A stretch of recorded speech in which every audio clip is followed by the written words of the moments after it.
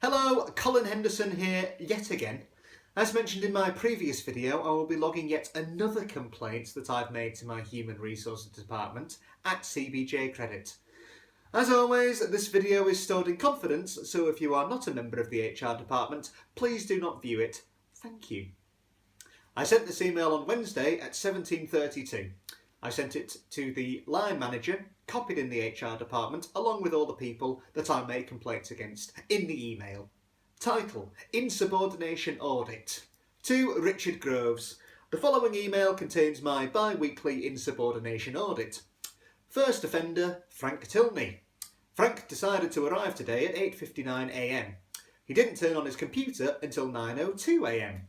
Company working hours, as I'm sure you'll know, run from 9 AM to 5 PM last time I checked. And just to reiterate, that's hours of work at your desk, not just hours of being present in the building having a cup of tea or whatever. Later on, he took 3 trips to the toilet in 4 hours, one of which took 10 minutes. Unbelievable. After checking his medical records, he has no declaration of diabetes, IBS, or any other bladder infection which would cause this frequent need to use the toilet. So, what's he doing? Drugs? Potentially, I don't know. I recommend searching his desk for contraband in any event.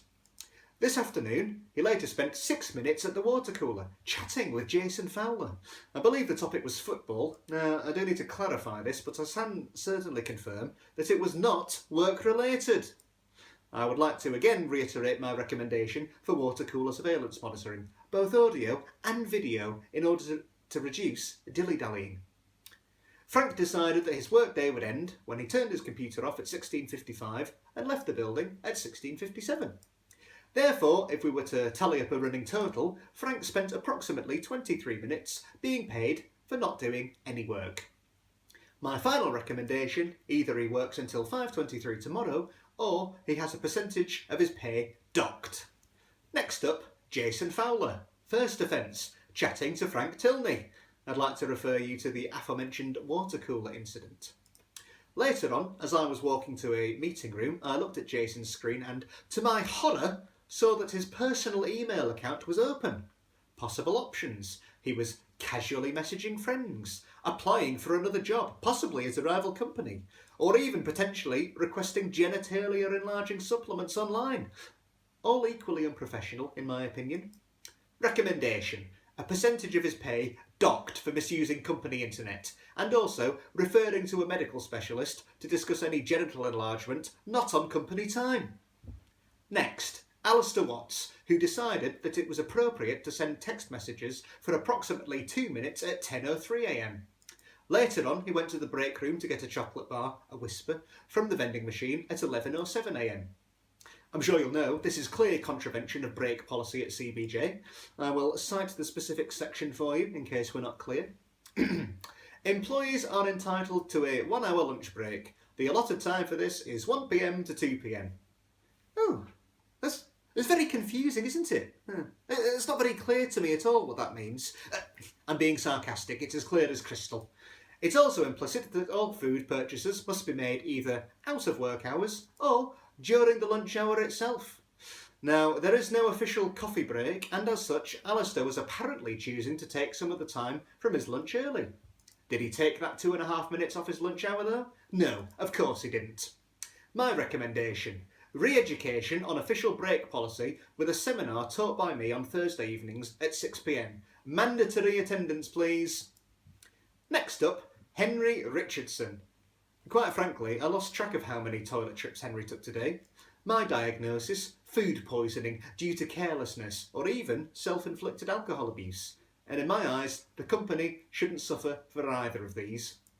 Later on, he took numerous trips to the water cooler for refills, probably due to the food poisoning or alcohol abuse. Recommendation: I'd like to see him bring in a large flask of water that will last him all day, rather than using the small plastic cups that cause time wasting and also damage the environment. Secondary recommendation, perhaps more important: don't allow someone carrying potentially fatal bacteria into the office environment. Full decontaminations to be run in future, please. Next up, Mr. Thomas Hallett. Now, he managed to walk back and forth to Deborah Stones' desk numerous times and spent, on average, 4 minutes and 32 seconds there each time. I can say now the conversation was far too jovial and laughter-riddled to be about work. Suspicion. He is having an extramarital affair with Deborah. Now, granted, not in itself a work violation, but failure to declare a relationship is, especially as Thomas is her immediate supervisor. Now, coming on to Deborah Stones, she is having an undeclared extramarital affair with Thomas Hallett. Secondarily, she is eating a packet of crisps far too loudly. Recommendation: marriage counselling followed by training in how to eat with mouth closed. Again, mandatory attendance at my Thursday night seminar. End of audit. Regards, Colin Henderson. Right, I'm glad I've got that one logged because it was full of serious breaches of conduct, as I'm sure you'll see. The other day, Martin Knowles in marketing said that I was a pedant. Well, Martin, if being a pedant means being concerned with the future operation of CBJ Credit, then yes, I am a pedant. So, when you lose your job because of cutbacks due to a fall in profits, don't expect me to keep you around, okay? Because apparently, I'm a pedant. Right, I've got to end it there because I've rather foolishly trusted Hillary to hang out the washing by herself. And she's probably not even double-pegged the socks. Goodbye.